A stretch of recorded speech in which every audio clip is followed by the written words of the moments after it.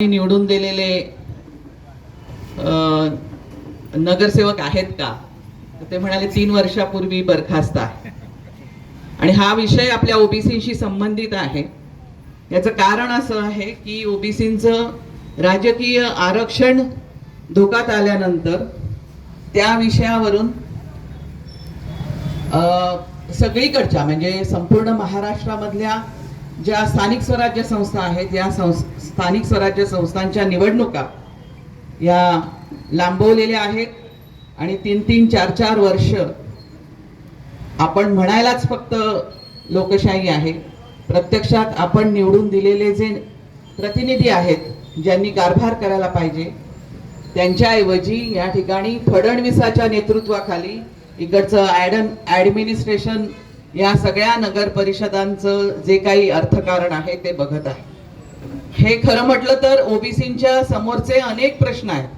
आज जरांगे पाटलांच्या बरोबर ज्या भूमिकेवरून आपण एक आग्रही भूमिका घेऊन या यात्रेमध्ये आलेलो आहोत, त्याचबरोबर ओबीसी समाजाने याच्याबद्दल खूप जागृत होण्याची आवश्यकता आहे. जागृत होण्याची, संघटित होण्याची, की आपल्याला संविधानाने दिलेले एक आपले अधिकार कसे काढून घेतले जात आहेत आणि केवळ दादागिरीच्या जोरावरती या ठिकाणी लोकशाही बाजूला करून एक प्रकारची हुकुमशाही या ठिकाणी चालू आहे.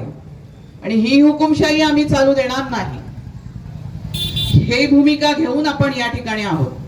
गावागावामध्ये अजूनही व्यवस्था कशी बदलली नाही त्याचा प्रत्यय आपल्याला या निमित्ताने आला की ओबीसींनी स्वतःच्या हक्काची बाजू मांडल्यावरती त्यांच्यावरती ठिकठिकाणी अत्याचार झालेले आहेत. आणि आम्ही जी भूमिका मांडत आहोत ही संविधानाच्या कायद्याला धरून असलेली आमच्या हक्काची भूमिका मांडत आहोत. ओबीसींना जे आरक्षण मिळालेलं आहे हे आरक्षण टिकलं पाहिजे. संविधानाच्या कायद्यानुसार मिळालेलं हे आरक्षण आहे, हे टिकलं पाहिजे. आणि त्याच्यामध्ये आमच्या ताटामध्ये जेवायला आज कुणी येता कामा नये.